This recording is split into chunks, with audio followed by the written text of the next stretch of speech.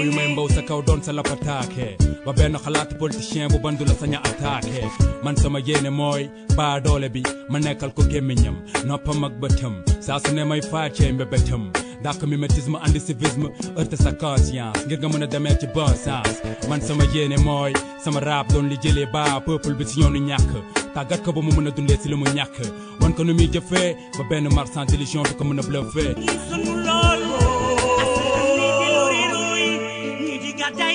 Maurice Soudieck-Dione, bonjour.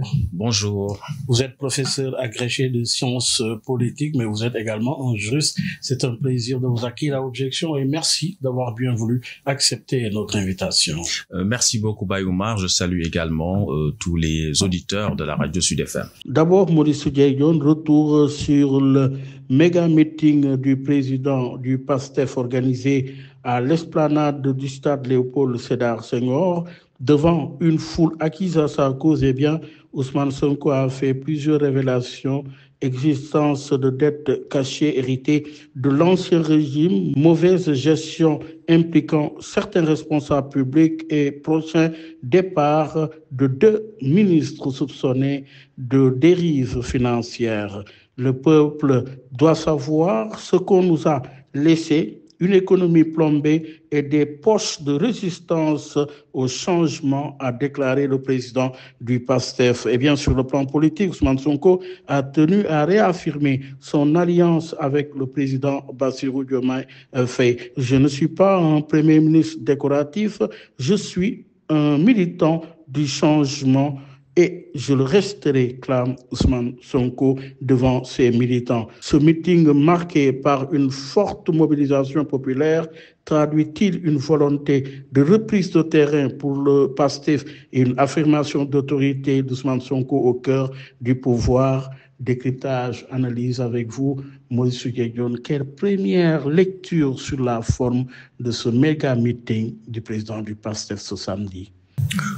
Un tournant politique, je dois dire que on peut dire qu'il y a une double rupture, une rupture paradigmatique d'abord par rapport à PASTEF au regard des autres formations politiques classiques, mais aussi une rupture certainement de PASTEF par rapport à lui-même, par rapport aux autres formations politiques. On a vu que c'est un parti qui se caractérise par des singularités innovantes dans la façon de faire de la politique. Ils l'ont encore aujourd'hui montré avec le don de sang qui a accompagné donc ce meeting du président du parti. L'autre aspect également, c'est que le PASTEF est face à lui-même. C'est l'autre versant de la rupture et c'est aujourd'hui un moment de clarification et les jours à venir, les mois à venir, les années à venir vont également nous édifier quant à cette dualité qui est rampante, ou en tout cas qui se dessine, ou qui prend forme, ou qui peine à prendre forme, eh bien, entre le président de la République et le Premier ministre. Le Premier ministre est revenu sur ces questions en disant que ni l'un ni l'autre ne souhaitait de séparation, parce qu'en réalité, il constitue un duo, et que ce duo, en tout état de cause, ne devrait pas se transformer en duel, puisqu'il y va du succès, de la réussite du projet, et il faut que l'un et l'autre fassent preuve de dépassement, même si naturellement il ne peut pas manquer d'y avoir des contradictions politiques, des divergences de vues, des divergences d'opinion. Et je crois que c'est une dialectique qu'il faut nourrir, qu'il faut entretenir pour aboutir à des équilibres entre les différentes positions dans l'intérêt du Sénégal et dans la stabilité démocratique du pays. Alors, vous avez souvent parlé de transition politique dans nos démocraties. Aujourd'hui, sommes-nous en présence d'un tournant politique ou tout simplement un nouvel épisode de tension politique? Je crois que c'est un nouvel épisode. Je dirais pas de tension politique, mais peut-être de clarification politique, puisqu'on a un contexte de pouvoir assez alambiqué, ou en tout cas assez imprécis, puisque le président de la République, sur le plan constitutionnel, a tous les pouvoirs et que le Premier ministre est nommé par le président tire sa légitimité du suffrage universel. Il a été élu au premier tour avec 53,25%. Et ça, c'est une onction du suffrage universel, et ce n'est pas seulement les militants du PASTEF qui l'ont élu. Donc ça, c'est une réalité. Et la structuration institutionnelle, constitutionnelle, l'aménagement, l'allocation du pouvoir au sein de l'exécutif est manifestement au profit du président de la République. Et ensuite, nous avons un Premier ministre qui, du point de vue de la situation politique, en tant que chef de la majorité parlementaire, eh bien, lui aussi a une emprise déterminante sur le jeu politique. Et donc ça crée une sorte de contradiction entre la structuration institutionnelle du pouvoir autour du président de la République et la situation politique de fait qui donne une certaine préséance au Premier ministre, chef de la majorité parlementaire. Alors, on a assisté à une stratégie aujourd'hui politique. Quel sens donneriez-vous à cette stratégie? Ça a été une stratégie. Je crois que là, on est dans une forme d'affirmation d'un pouvoir, d'une inflexion parlementaire ou parlementariste du pouvoir, où vous avez le Premier ministre qui est chef de la majorité et qui démontre encore sa force sur le plan politique. Mais encore une fois, cette force politique est contrebalancée par la réalité des dispositions constitutionnelles qui confèrent la réalité du pouvoir au président de la République. Donc peut-être que on est ici dans ce jeu de pouvoir entre les deux factions et peut-être pas encore les deux fractions et pas encore peut-être les deux factions du pouvoir exécutif. On ne le souhaite pas parce que ce qui arrange le Sénégal, c'est que ce duo puisse être maintenu, parce que du maintien de ce duo va dépendre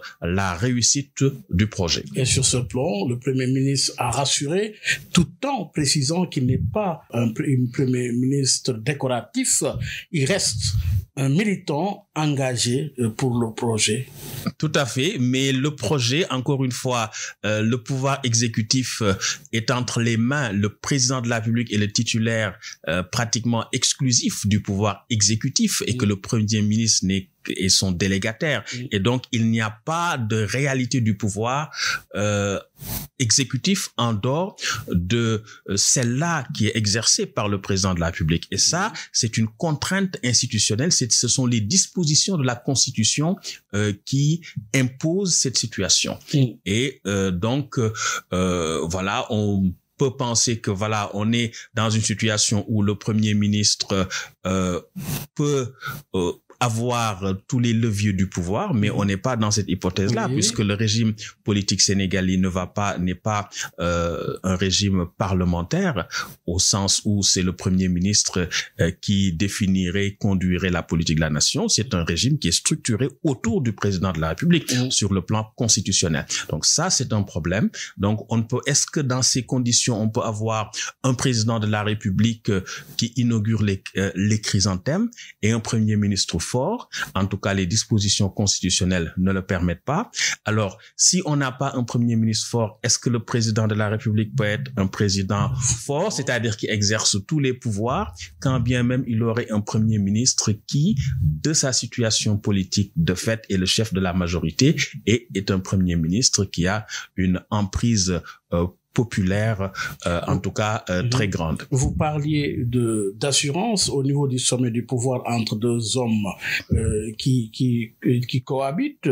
Alors, avez-vous l'impression qu'au sortir de ce meeting, quelle perspective rassurante ou point de suspension? La réponse. Le Premier ministre Premier Ousmane Sonko a été modéré, a été disons très sage, très prudent dans ses rapports avec le président, en disant qu'il ne souhaitait pas qu'il y ait une séparation, en tout cas une division au sommet de l'État. Ça, c'est une réalité. Le Premier ministre l'a dit et il a dit de façon claire, de façon précise, mais sans être dans une logique polémique. C'est juste une logique où il affirme qu'il y a des divergences et c'est normal qu'il y ait des divergences. Ce serait dommage qu'il n'y en ait pas parce que c'est ça qui nourrit la vie.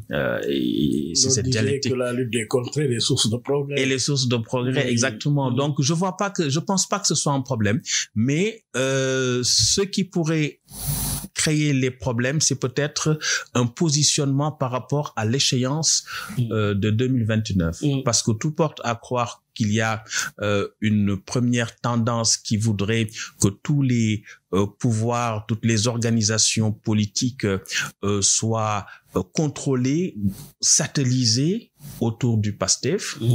Et donc, ce qui pose la problématique de l'existence et de la continuité de Diomaye président.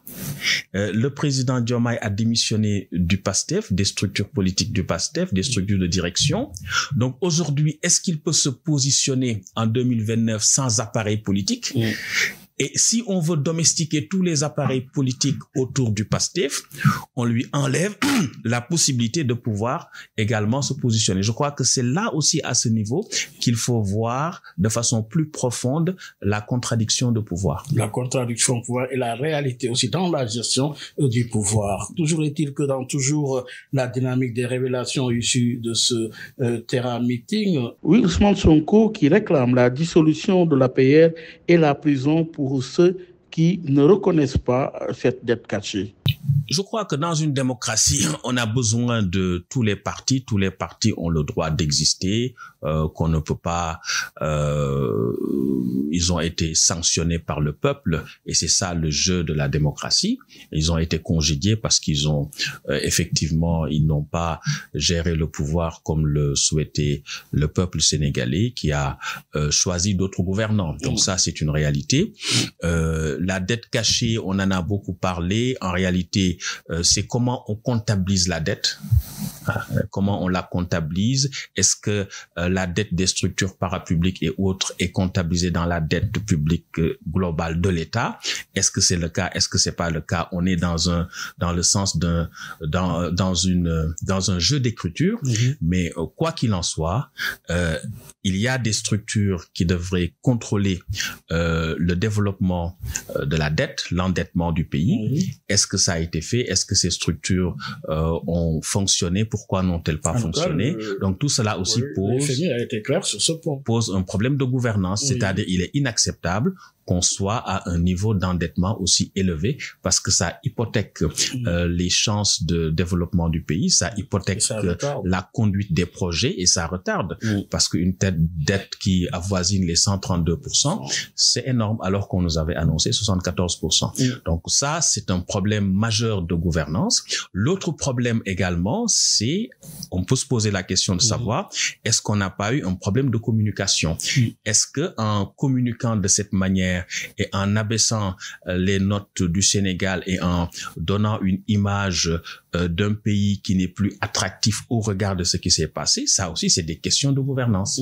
Voilà, de part et d'autre, est-ce qu'on n'aurait pas pu gérer le problème autrement, quitte à revenir restaurer, mais dans un devoir de vérité au peuple, il fallait peut-être expliquer, mais dans la façon d'expliquer, peut-être qu'on aurait pu, dans le choix des mots, dans le choix du moment, dans le choix des rapports avec les institutions financières internationales, on aurait pu aussi, à ce niveau, sur le plan de la communication, faire preuve de plus de vigilance. Oui, toujours dans la foulée, justement, en annonçant le départ de 2 ministres pour dérive financière.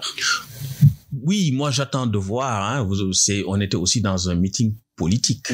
Donc on attend de voir concrètement, est-ce qu'il y a des rapports, est-ce qu'ils ont été épinglés, est-ce que ces rapports ont été contradictoires, qu'est-ce que ces ministres-là disent pour leur défense. Voilà, on attend tout cela et donc je pense qu'il est prématuré de se prononcer sur des affirmations ou si vous voulez des accusations tenues dans un cadre éminemment politique dans un contexte aussi de tension politique. Il avait annoncé un avant 8, un 8 et un après 8. Sommes-nous dans la même dynamique après ce meeting?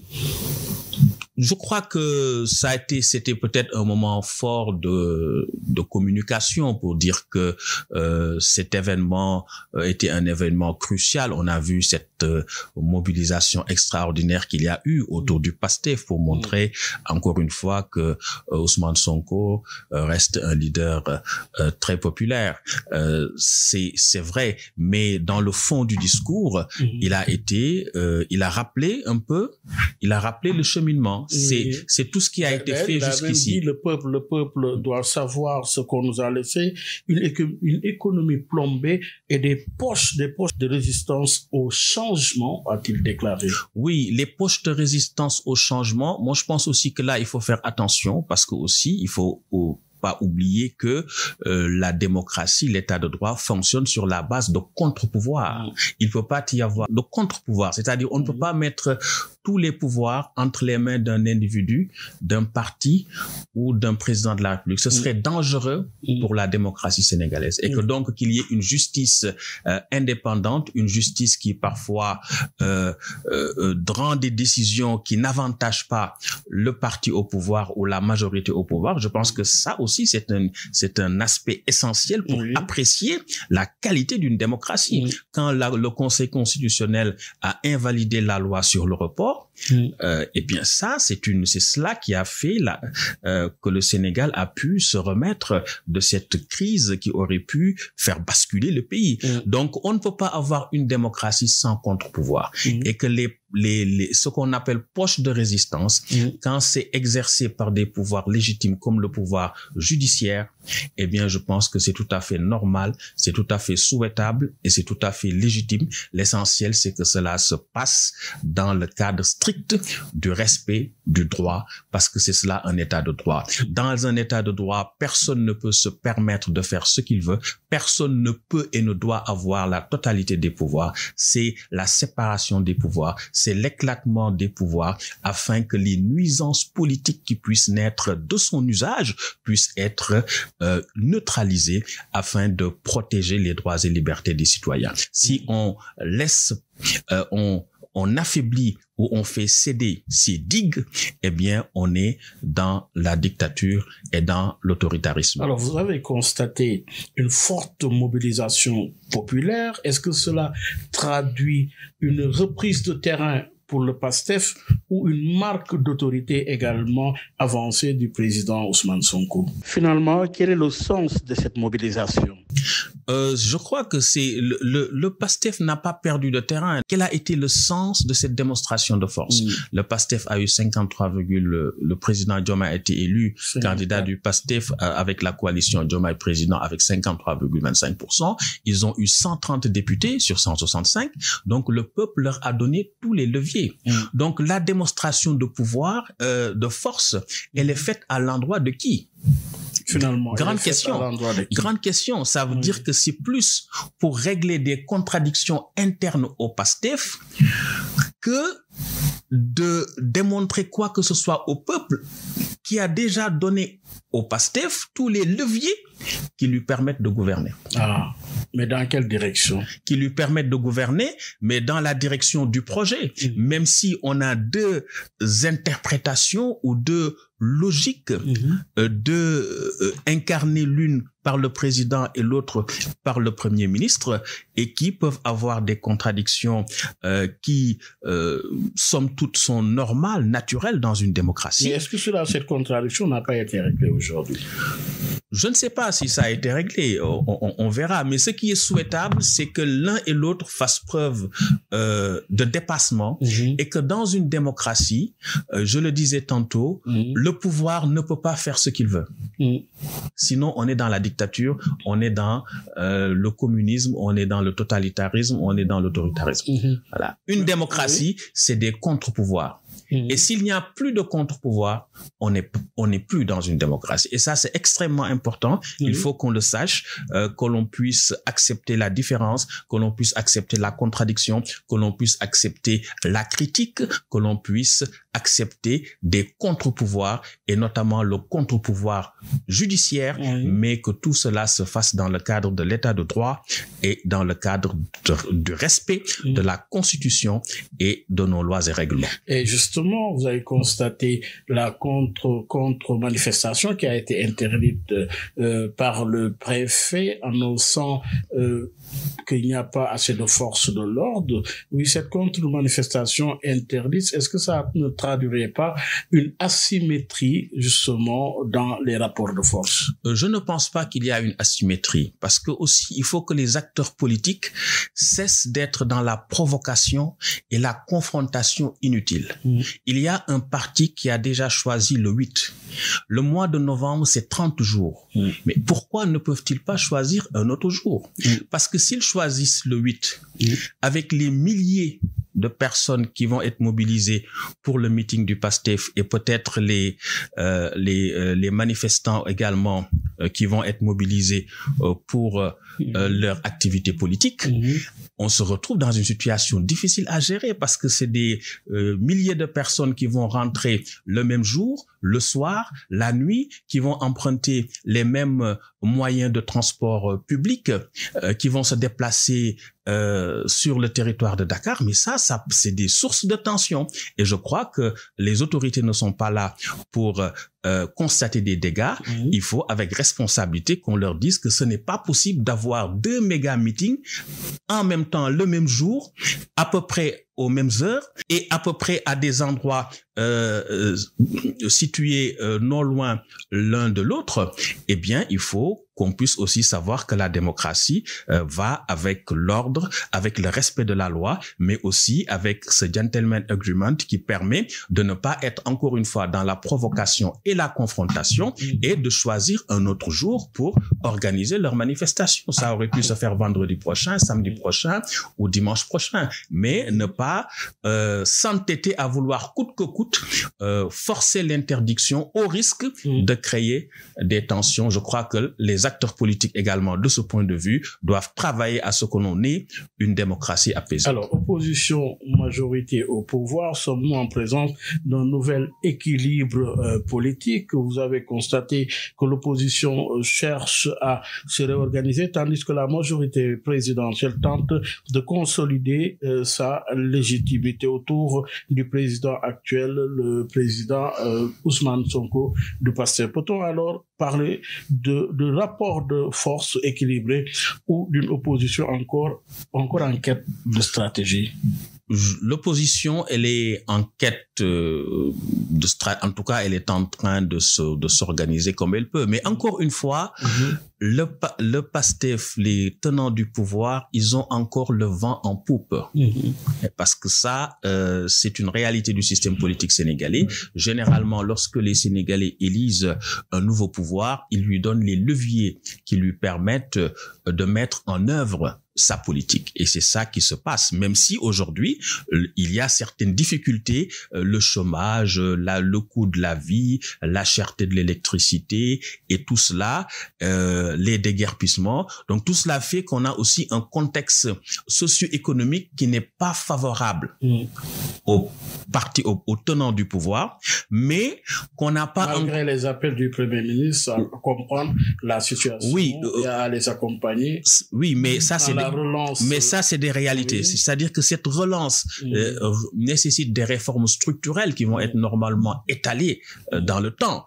Et donc pendant ce temps-là, le temps où arrivent les fruits, où on peut percevoir les fruits de ces réformes structurelles et le temps du quotidien, il y a une distorsion, une disproportion. Et ça, c'est ce déphasage entre ces deux temps qui peut-être va créer une certaine impopularité. Mais je pense que cette impopularité n'a pas encore atteint un seuil où les forces sociopolitiques peuvent renverser la tendance pour le moment. Parce que, encore une fois, les Sénégalais, lorsqu'ils élisent un nouveau pouvoir, ils lui donnent les moyens de sa mission. C'est pourquoi on a eu un président de la République qui a été élu avec 53,25% des voix et un chef de parti, en l'occurrence le Premier ministre Ousmane Sonko, qui est allé aux élections législatives sous la bannière du PASTEF et a pu engranger 130 députés sur 165. Alors, pensez-vous que la majorité au pouvoir parvient à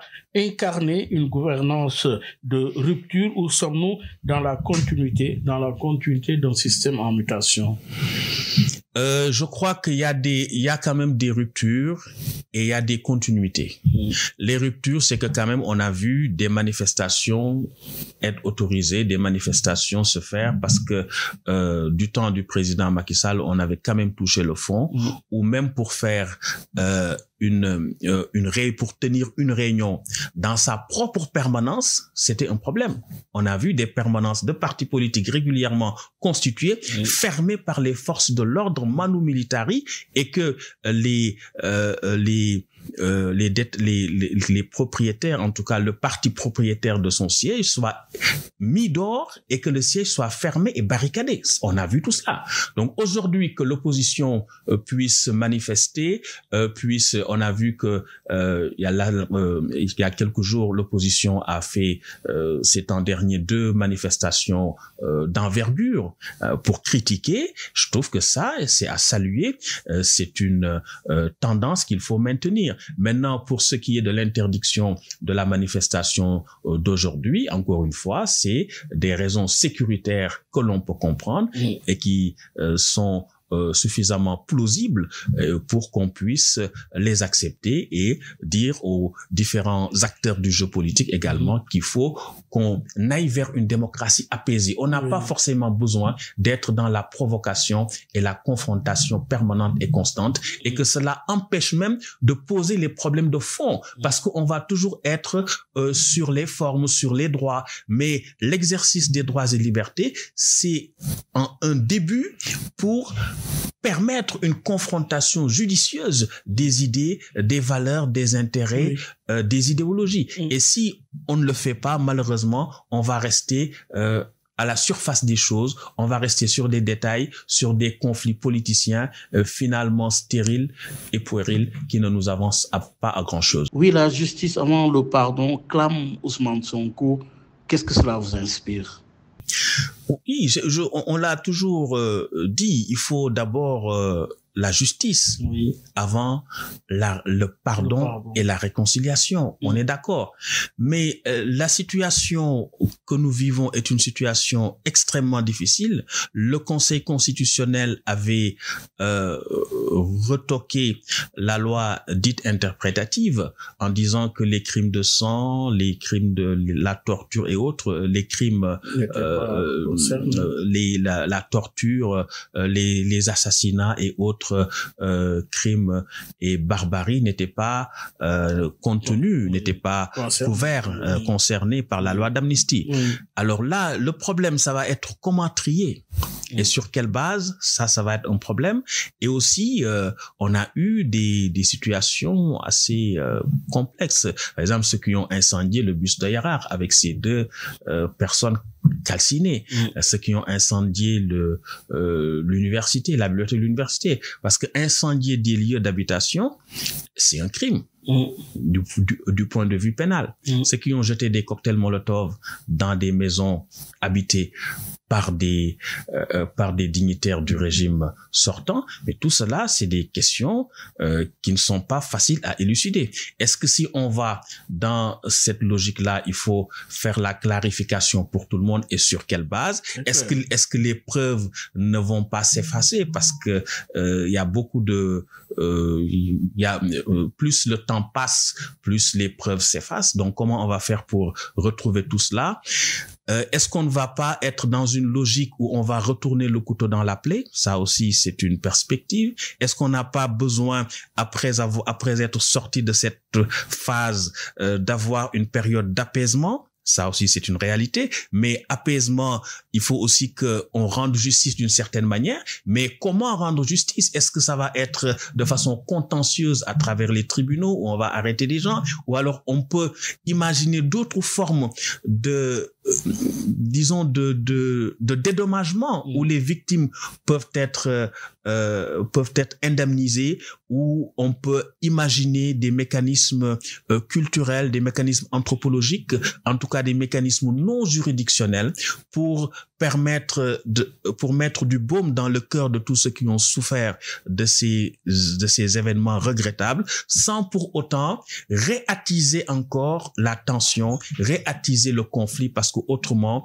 on risque encore de faire basculer le pays, alors que par la grâce de Dieu, nous avons pu, dans une situation à la limite miraculeuse, assurer une stabilité et une transition en douceur avec l'élection du président Bassirou Diomaye. Oui, mais n'est-ce pas nécessaire de rendre compte?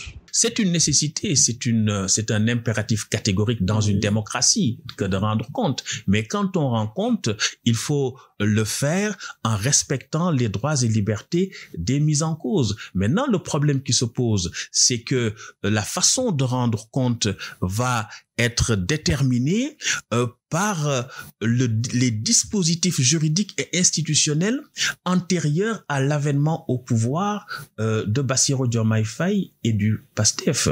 Parce que il y a des dispositifs qui sont liberticides, par exemple en matière de détournement de deniers publics, où on a deux difficultés majeures. On a une présomption de culpabilité qui est substituée à la présomption d'innocence, alors qu'en droit pénal, la présomption de culpabilité n'existe pas, parce que dès l'instant que la personne est poursuivie pour détournement de deniers publics, lorsque le procureur de la République demande le mandat de dépôt, celui-ci est obligatoire, sauf en cas de contestation sérieuse ou de cautionnement de l'intégralité des sommes litigieuses. Mais tout cela, ça pose problème, parce que si on vous demande de cautionner, eh bien, c'est comme si on vous reconnaissait comme coupable. Et quand le procureur demande le mandat de dépôt est obligatoire, et le juge d'instruction qui instruit à charge et à décharge est dessaisi de son pouvoir d'appréciation. Donc, on a ces difficultés-là qui peuvent donner à penser qu'il y a un règlement de compte, mais qui en réalité relève de de l'armature juridique et institutionnelle telle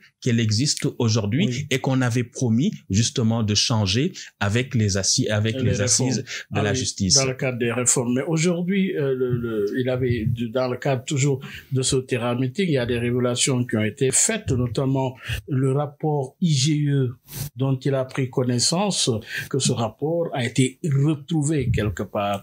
Quel questionnement à ce niveau? Oui, s'il y a des rapports, il faut que ça suive le courant.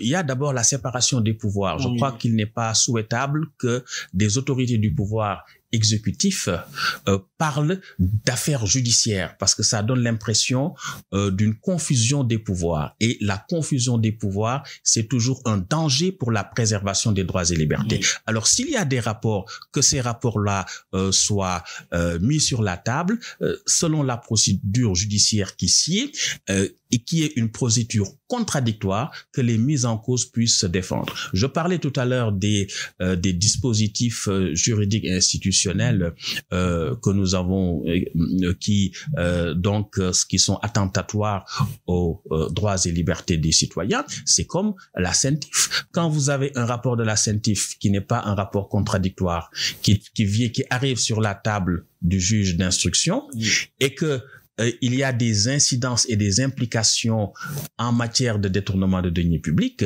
eh bien, le mandat de dépôt, lorsqu'il est demandé, il est automatique. Donc, il s'impose. Donc, dans ces conditions, le rapport, sur la base d'un rapport non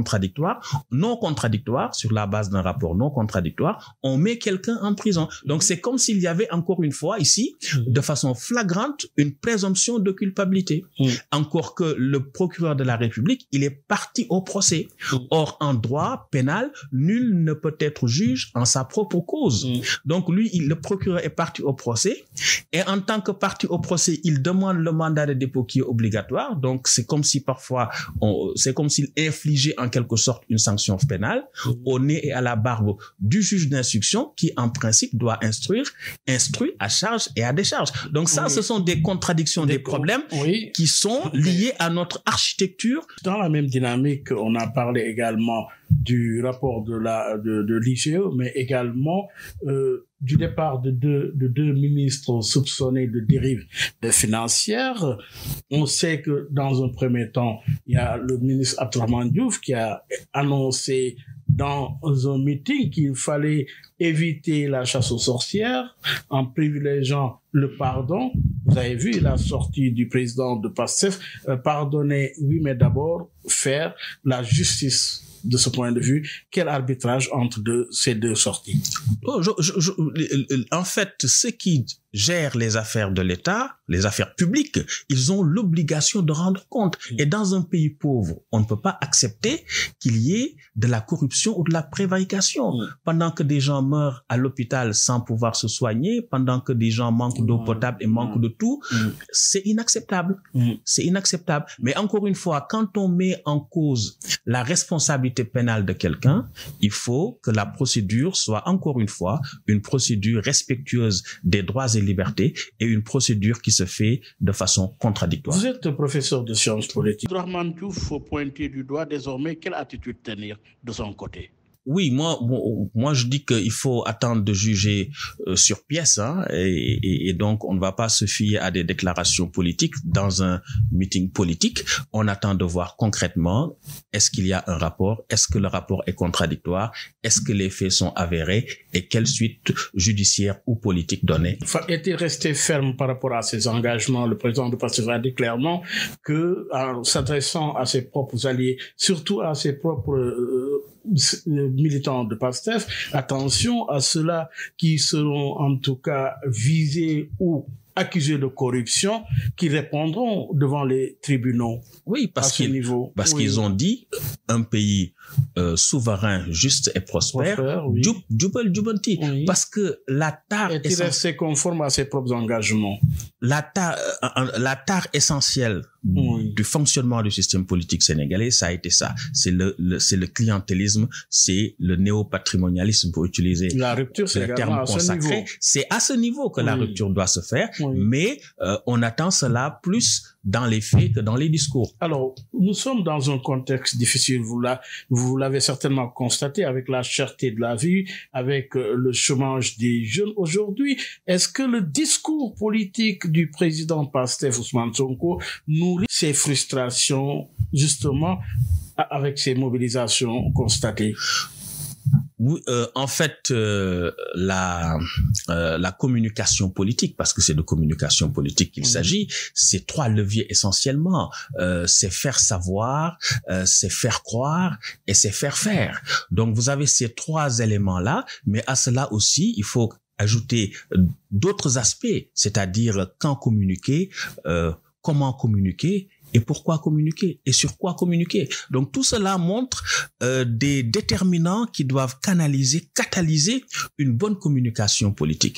Et tout à l'heure, je disais que on a deux difficultés. La difficulté, c'est que d'abord le PASTEF et les tenants du pouvoir, ils ont une marge très étroite parce que le niveau d'endettement est très élevé. Donc la capacité à mobiliser des ressources supplémentaires pour financer les projets est très limitée. La capacité à soutenir la consommation et à soutenir et à alléger le coût de la vie par des subventions de l'État est encore très réduite. Donc dans ces conditions-là, comment mettre en œuvre déjà les projets structurels, c'est un problème. Le deuxième problème, c'est entre la perception des fruits qui découleront de la mise en œuvre des mesures structurelles et le temps où on se situe actuellement, comment gérer cette transition avec les difficultés du quotidien. Et ça, c'est l'une des difficultés auxquelles est confronté, difficulté majeure donc, le pouvoir en place. Le pouvoir en place, le Sénégal a toujours été considéré comme un modèle démocratique. Au sortir de ce terrain meeting, alors sommes-nous restés toujours un modèle démocratique ou a-t-on constaté une fragilisation de ce modèle à l'issue de ce discours? le Sénégal est et reste un modèle démocratique malgré les contradictions, malgré les difficultés. On l'a vu avec la solidité de nos institutions, rudement mises à l'épreuve dans la période 2021-2024, avec ce dénouement heureux lors de la présidentielle de 2024. Mais quoi qu'il en soit, il nous faut rester vigilants. Il faut que le pouvoir soit stabilisé. Et la stabilisation du pouvoir passe par l'évitement de toute forme de dualité au sommet de l'État. Parce que tout cela, ça c'est des failles. Si déjà nous avons des limites par rapport à la cherté de la vie, par rapport au chômage, par rapport à l'emploi, par rapport aux investissements, par rapport à la capacité à mobiliser des ressources économiques, par rapport à l'endettement qui a atteint un niveau exponentiel, un niveau exacerbé. Donc, dans ces conditions, le Sénégal ne peut pas se permettre d'avoir en plus une crise institutionnelle au sommet de l'État. Parce qu'en ce moment-là, on va se détourner du travail et de la résolution des questions essentielles qui se posent aux Sénégalais, des préoccupations du peuple sénégalais pour être dans des conflits de pouvoir. La seule crainte? La seule crainte, oui, c'est-à-dire que la préservation du duo Diomaye-Sonko, je crois que c'est essentiel pour la stabilité d'abord du pouvoir et pour la réalisation du projet ensuite. C'est devenu un impératif au regard du contexte. C'est un impératif catégorique. Et je pense que les contradictions qu'il y a, et il ne peut pas ne pas y avoir de contradiction, c'est normal, doivent pouvoir c'est encore gérable à leur niveau apparemment, doivent pouvoir se résoudre par des compromis sans compromission, par le sens du dépassement de l'un et de l'autre, comme ils l'ont fait, puisque Ousmane Sonko a accepté de ne pas être candidat et d'avoir un candidat du PASTEF autre que lui. Donc ça, c'est déjà une générosité. Je crois qu'il faut rester dans le sens de cette générosité, de ce sens du dépassement, et que également reconnaître au président Diomaye qu'il est élu au suffrage universel par 53,25% des Sénégalais et que la Constitution lui reconnaît des pouvoirs réels, effectifs, j'allais même dire la réalité ou la totalité du pouvoir exécutif. Et dans cette situation-là, si on accepte à chacun ce qui lui revient, ce qui lui est dû, je crois qu'ils peuvent trouver un équilibre salutaire pour l'intérêt du Sénégal. Alors, vers quelle perspective finalement le pays est en train de se diriger? Vers une recomposition politique ou vers encore une nouvelle phase d'instabilité politique?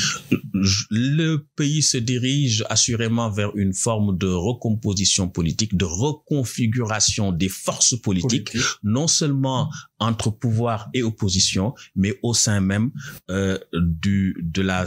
au sein même de la majorité parlementaire et présidentielle au pouvoir, où la réallocation du pouvoir au sein de cette même majorité est à l'œuvre, en plus donc de cette forme de recomposition politique de l'opposition avec le Front pour la défense de la République, la réforme de la direction de l'APR récemment et toutes les autres forces politiques également qui guettent le moment opportun pour pouvoir renverser la tendance. Mais encore une fois, comme je le disais, les Sénégalais ont conféré aux tenants du pouvoir une réalité, tous les leviers du pouvoir. Et je pense que les Sénégalais, dans leur maturité politique, généralement, laissent le soin aux nouveaux gouvernants de pouvoir dérouler et font montre d'une certaine patience généralement.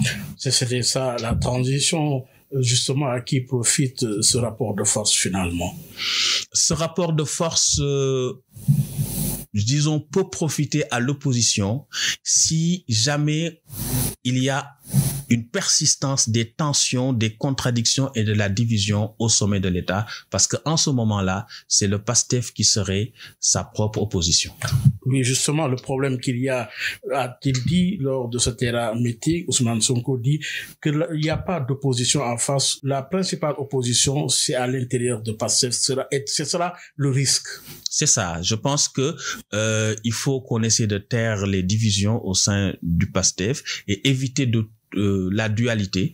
Les contradictions, il va y en avoir, mais essayer de les gérer à l'interne et de faire preuve de dépassement pour faire des arbitrages à travers un savant dosage et un équilibre subtil qui préserve la paix et la stabilité du pays, mais qui peut nous permettre aussi de renforcer notre état de droit, mais surtout également la démocratie sénégalaise. Alors, entre espoir, incertitude et recomposition, que choisiriez-vous comme moment politique fort, justement, à retenir? Je crois que c'est un moment de recomposition des forces politiques entre pouvoir et opposition, mais également moment de recomposition politique au sein de la majorité au pouvoir elle-même. Le Sénégal se positionne dans la sous-région. Vous avez constaté des difficultés au Mali avec justement la crise du carburant. Comment analysez-vous en tant que science politique, comment analysez-vous cette situation entre le Sénégal et ses voisins, comme ceux du Mali? Le Sénégal doit faire montre d'une vigilance à toute épreuve en faisant beaucoup dans la prévention, la planification et puis la veille stratégique, parce que la situation chez nos frères maliens est préoccupante, et que cette nébuleuse qui avance de plus en plus vers Bamako, si elle venait à prendre le pouvoir, ça pourrait être une source de déstabilisation pour toute la sous-région. On a vu les Américains notamment lancer un appel à leurs ressortissants. Au dernier moment, la France a également lancé un appel à ses ressortissants de faire plus de vigilance, et ceux-là même qui sont là-bas de quitter le territoire malien. Alors oui, ça renseigne quoi?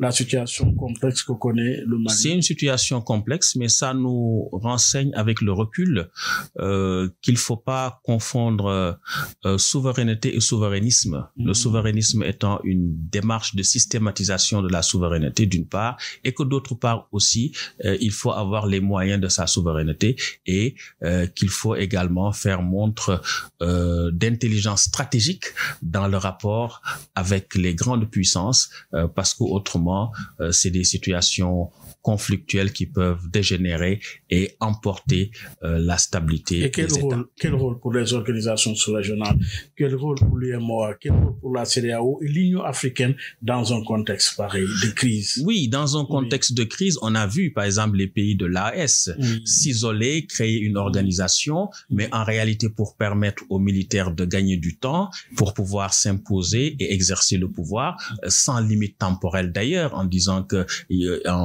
s'arrogeant des mandats de 5 ans renouvelables sans délimitation dans le temps.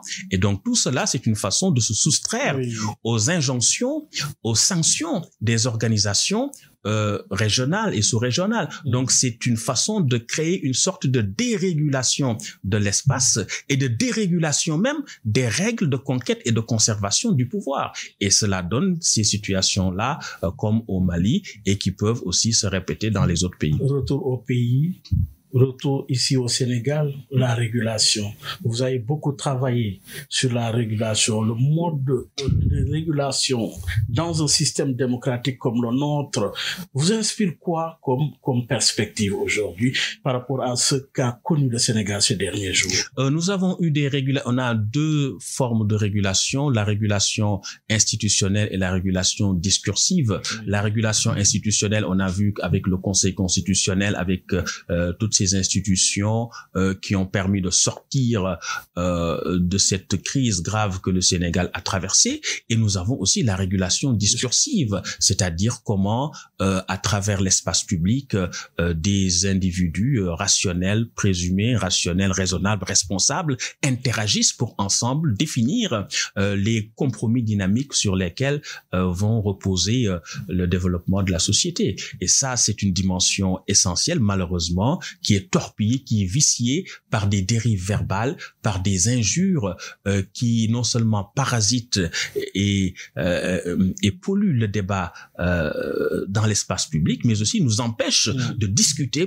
des questions de fond. Donc une régulation discursive à assainir davantage pour mettre hors la loi et sanctionner efficacement toutes ces dérives relatives aux abus et aux injures, mais également une régulation qui doit se faire dans le sens de renforcer davantage nos institutions, mais de respecter davantage les droits et libertés de l'opposition et des citoyens, de respecter également dans le cadre de la reddition des comptes le respect, la garantie des droits et libertés des mises en cause. Et je crois que ce sont les grands défis de notre démocratie, et les tenants du pouvoir l'ont bien compris en initiant les assises de la justice, en initiant également les assises sur le système politique sénégalais. Je crois que c'est cette démarche de discussion dans l'inclusion, dans l'ouverture et dans le souci constant de stabiliser le jeu politique et de renforcer l'état de droit et la démocratie. C'est dans cette perspective que doit s'orienter la régulation. Mais la régulation également, c'était aussi les formes informelles de régulation, les mécanismes informels de régulation à travers le religieux, à travers les autorités coutumières, etc. Et cette forme de régulation aussi a tendance à s'affaiblir, à s'affaisser, parce que de plus en plus, il y a, je le disais tantôt, des dérives langagières dans l'espace public qui découragent ces autorités-là à prendre position lorsque la situation le requiert. Et nous avons toujours eu besoin de ces autorités qui ont joué un rôle majeur de régulation du système politique. Fonds politique caisse noire, des précisions apportées par Ousmane Sonko, votre réponse? Dans un état, c'est-à-dire quand Max Weber dans Le Savant et le Politique montre que il y a les deux éthiques, l'éthique d'affectivité et l'éthique de responsabilité. C'est-à-dire que l'homme politique parfois peut être mis dans des situations difficiles où la morale commune ne peut pas lui être imputée, mais dans le sens de préserver l'intérêt général. Et c'est là où se situe la question de la raison d'État. Et c'est extrêmement important. Et cette raison d'État, parfois, dans des situations très complexes, on a besoin de ces fonds politiques pour régler des problèmes qu'on ne peut pas mettre sur la place publique. C'est ce à quoi servent les fonds politiques. Et il ne faut pas vouloir faire en sorte que tout soit étalé sur la place publique, parce qu'en ce moment, il y a des questions qui sont vitales pour l'intérêt national et qui ne pourraient plus être prises en charge. Et en ce moment, on fait courir au pays des risques très graves et très dangereux. Donc, sur ces questions-là, il faut faire attention. Les fonds politiques ne sont pas destinés à l'enrichissement personnel. Les fonds politiques sont destinés à préserver les intérêts supérieurs de la nation dans des situations ou dans des contextes où la discrétion, disons, doit être strictement observée. Mais cela requiert des réformes. Des réformes, oui, mais des réformes avec intelligence et prudence, parce que si on réforme à tout va, quelque chose va éclater. On aura par exemple besoin de payer pour avoir des renseignements stratégiques dans un contexte sécuritaire très dangereux, sous-régional, et on ne pourra pas le faire. Et si la situation explose, c'est tout le pays qui en pâtit. Donc le président, il est responsable de la vie, de la sécurité de 18 millions de Sénégalais. Donc on ne peut pas, sur cette base, penser qu'on peut tout mettre sur la place publique. Ce n'est pas possible, c'est même dangereux. Mais l'essentiel, c'est que ces fonds soient utilisés dans le sens de l'intérêt général. Et même si on doit les réformer, il faut s'assurer que c'est bien au nom, pour le compte de l'intérêt général, que ces fonds sont utilisés et non pas à des fins d'enrichissement personnel. Maurice Oudjagdione, merci. Merci beaucoup. Merci pour ces éclairages. Terrain meeting et les révélations analysées, décryptées par notre invité, enseignant-chercheur, professeur agrégé de sciences politiques, mais également juriste. Merci encore une fois. Merci beaucoup.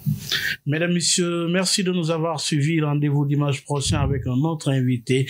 Gardez l'écoute. Vous êtes sur la 98.5. Eh bien, vous avez raison. Vous y restez cette fois-ci dans le cadre de Dianobi avec El Hadji Malick Ndiaye. Au revoir. mbaw yu may mbaw sa kaw doon sa la pataake ba benn xalaat politicien bu bandu la sañ a attaqué man sama yéene mooy baa doole bi ma nekkal ko gémmiñam noppam ak bëtam saa su ne may faacee mbébétam dàq mimétisme andi civisme heurte sa conscience ngir nga mën a demee ci bon sens man sama yéene mooy sama rap doon li jëlee baa peuple bi ci yoonu ñàkk tàggat ko ba mu mën a dundee si li mu ñàkk wan ko nu muy jëfee ba benn marchand d'illusion du ko mën a bluffé